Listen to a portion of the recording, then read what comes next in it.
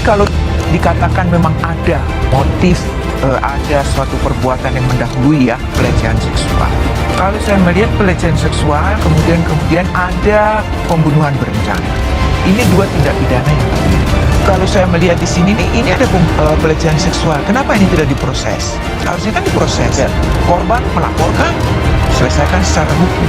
Kalau ini lalu merembet menjadi terjadi suatu pembunuhan berencana, ya maaf ngomong, kalau kita bisa mengatakan secara ini loh, kok jadi kita sepertinya seolah-olah main hakim sendiri, mengadili sendiri.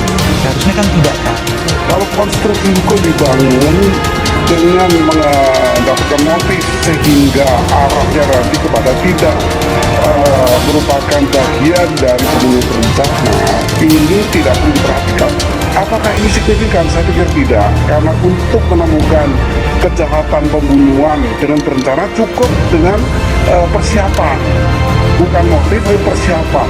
Persiapan apa yang ditemukan untuk menjadikan perbuatan ini sebagai pembunuhan berencana? Misalnya meminta tolong orang lain untuk melakukan menembak dan ditolak oleh orang itu dan ini adalah persiapan, tidak usah dari motifnya.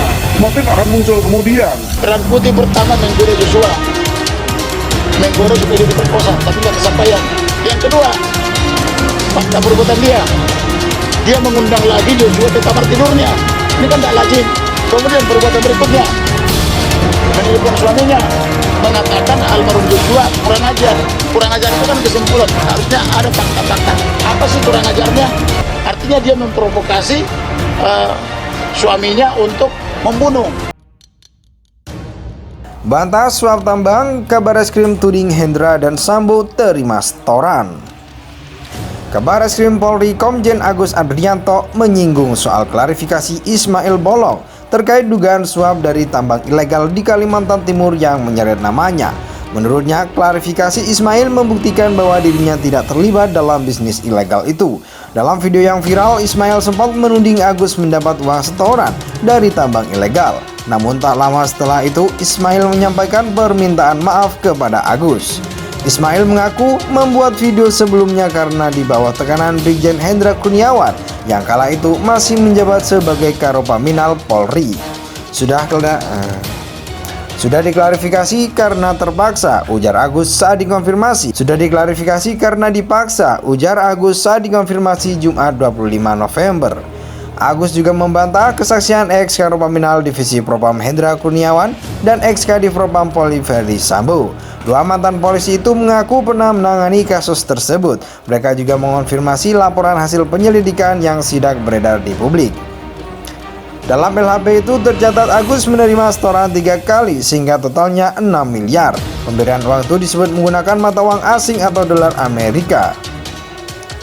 Lebih lanjut pada poin H, dikatakan Ismail Bolong juga memberikan uang koordinasi kepada Bareskrim Polri yang diserahkan kepada Kombes BH selaku Kasubdit 5 di Tipiter sebanyak 3 kali, yaitu bulan Oktober, November, dan Desember 2021 sebesar 3 miliar setiap bulan. Uang itu untuk dibagikan di Tipiter Bareskrim. Menurutnya, jika LHP terkait tambang ilegal benar, harusnya saat itu Sambo dan Hendra langsung menindak semua. Namun kedua mantan polisi itu malah diam dan baru angkat suara sekarang. Agus pun menuding bahwa Hendra dan Sambo melempar isu itu untuk mengalihkan isu lain. Ia juga menduga justru mereka yang menerima uang setoran. Jangan-jangan mereka yang terima dengan tidak teruskan masalah, lempar batu untuk alihkan isu, ujarnya. Menteri Koordinator Bidang Politik, Hukum dan Keamanan Menko Polhukam Mahfud MD sebelumnya mengatakan Ismail Bolong mendapatkan tekanan dari Brigjen Hendra Kurniawan untuk bicara soal uang setoran buat Kabareskrim Polri Komjen Pol Agus Adrianto. Mahfud berkata Ismail sudah meralat pernyataan tentang duit miliaran rupiah untuk Kabareskrim. Dia menyebut Ismail mengaku ada tekanan untuk membuat pernyataan itu. Sudah dibantah sendiri oleh Ismail Bolong. Katanya sih waktu membuatnya Februari 2022 atas tekanan Hendra Kurniawan. Kemudian Juni dia minta pensiun dini dan dinyatakan pensiun per 1 Juli 2022, kata Mahfud melalui pesan singkat. Bantah suap tambang, Kabareskrim tuding Hendra dan Sambo terima setoran. Kabar Reskrim Polri Komjen Agus Adrianto menyinggung soal klarifikasi Ismail Bolong terkait dugaan suap dari tambang ilegal di Kalimantan Timur yang menyeret namanya. Menurutnya, klarifikasi Ismail membuktikan bahwa dirinya tidak terlibat dalam bisnis ilegal itu.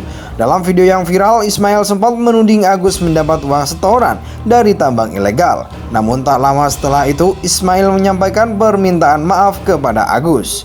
Ismail mengaku membuat video sebelumnya karena di bawah tekanan